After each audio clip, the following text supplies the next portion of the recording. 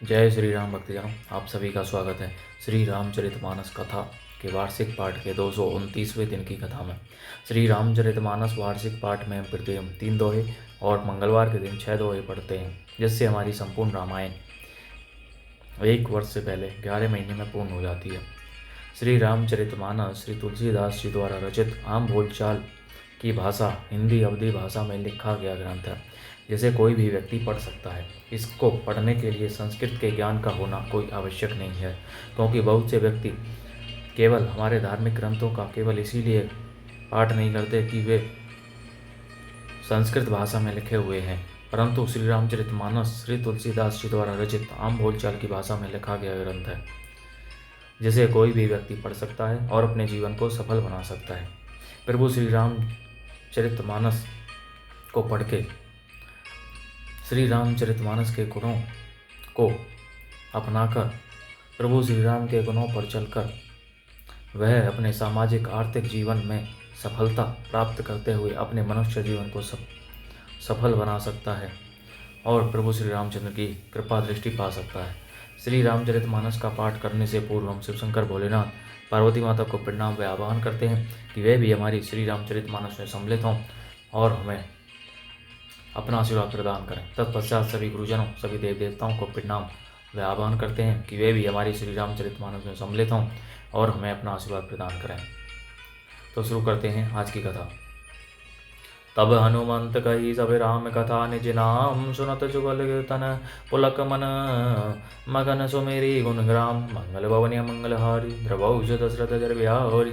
तब हनुमान जी ने श्री रामचंद्र जी की सारी कथा कहकर अपना नाम बताया। सुनते ही दोनों के शरीर पुलकित हो गए और श्री राम जी के गुण समूह का सिमरन करके दोनों के मन प्रेम और आनंद में मग्न हो गए। सुनहु पवन सुत रहनी हमारी, जिमी दस नन्ही महु जीव विचारी। तात कबहू मोहि जानी अनाथा, करी हई कृपा भानु कुलनाथा। विभीषण जी ने कहा, हे पवन पुत्र मेरी रहनी सुनो। मैं यहाँ वैसे ही रहता हूँ जैसे दांतों के बीच में बिचारी जीव। हे तात मुझे अनाथ जानकर सूर्यकुल के नाम श्री रामचंद्र जी क्या कभी मुझ पर कृपा करेंगे। तामस तनु कछु साधन नाही, प्रीति ने पद सरोज मन माही। अब मोहि भरोस हनुमंता, बिनु हरि कृपा मिली ही नहीं संता। मेरा तामसी अर्थात राक्षस शरीर होने से साधन तो कुछ बनता नहीं और नए मन में श्री रामचंद्र जी के चरण कमलों में प्रेम ही है। परंतु हे हनुमान, अब मुझे विश्वास हो गया कि श्री राम जी की कृपा मुझ पर कृपा है, क्योंकि हरि की कृपा के बिना संत नहीं मिलते। जो रघुवीर अनुग्रह कीना, तो तुम्हें मोहि दरसु हटि दीना। सुनो विभीषण प्रभु कै रीति, करें सदा सेवक पर प्रीति।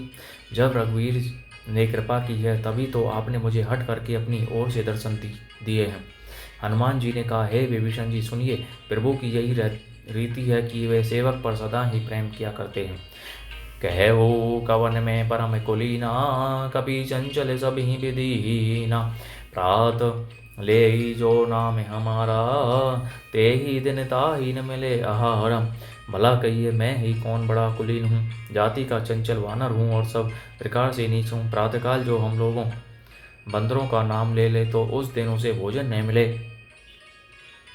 अस में अधम सखा सोनू मोहू, पर रघुवीर कीनी कृपा सुमेरी गुण बरे बिलोचन नीर।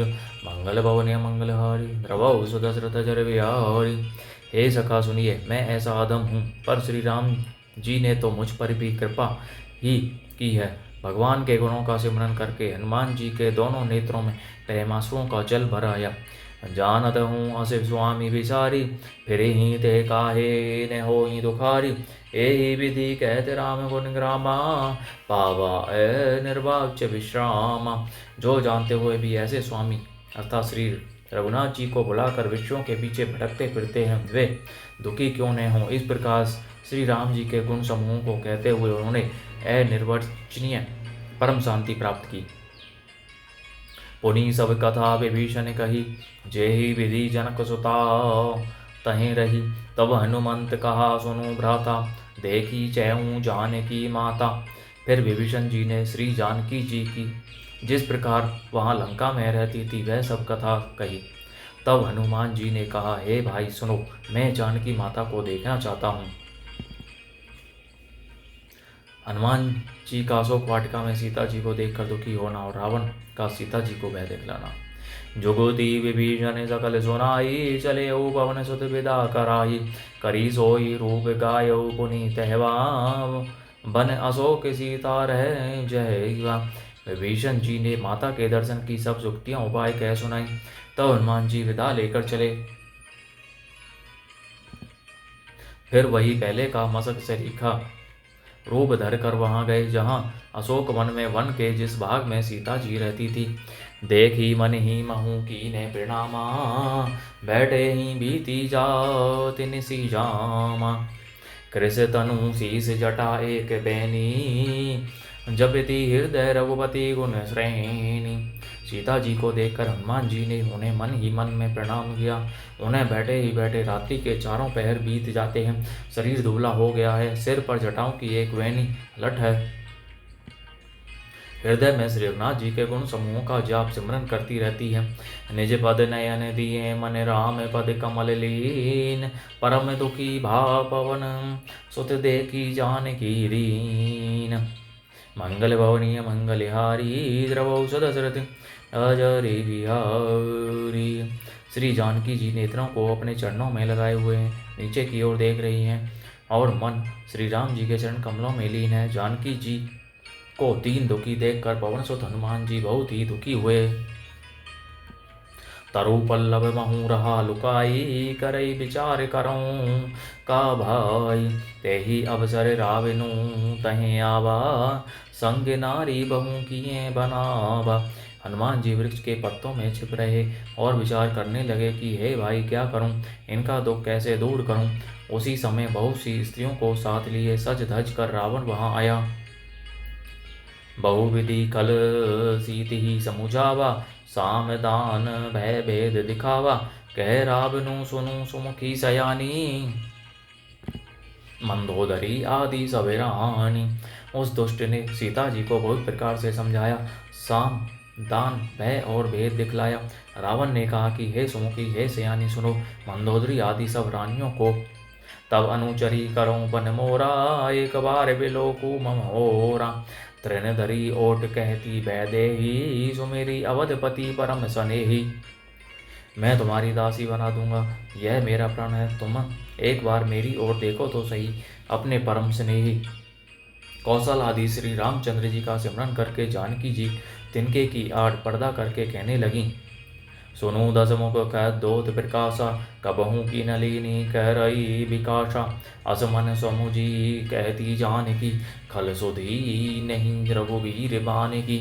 हे दसमुख सुन, जुगनू के प्रकाश से कभी कमलिनी खिल सकती है। जानकी जी फिर कहती हैं, तू अपने लिए भी ऐसा ही मन में समझ ले। रे दुष्ट, तुझे रघुवीर के बाण की खबर नहीं है। सठ सुने हरि आने ही मोही, अधम निलज्ज लाज नहीं तो ही। रे पापी, तू मुझे सूने में हर लाया है। रे अधम निर्लज्ज, तुझे लज्जा नहीं आती। आपो ही सुनी कह दोत समय राम ही भानु समान। परुष वचन सुनी गाड़ी असी, बोलाती खिसियान। मंगल भवनीय मंगलहारी, द्रवौ दशरथ अजरे बिहारी। अपने को जुगनू के समान और श्री रामचंद्र जी को सूर्य के समान सुनकर और सीता जी के कठोर वचनों को सुनकर रावण तलवार निकालकर बड़े गुस्से में आकर बोला, बोलो जय श्री रामचंद्र की जय। इस प्रकार भक्तजनों श्री रामचरितमानस का पाठ यहीं पर विराम होता है। बोलो जय श्री रामचंद्र की जय। शिव शंकर भोलेनाथ जय, पार्वती माता की जय, सभी देव देवताओं सभी गुरुजनों की जय। बोलो जय श्री रामचंद्र की जय।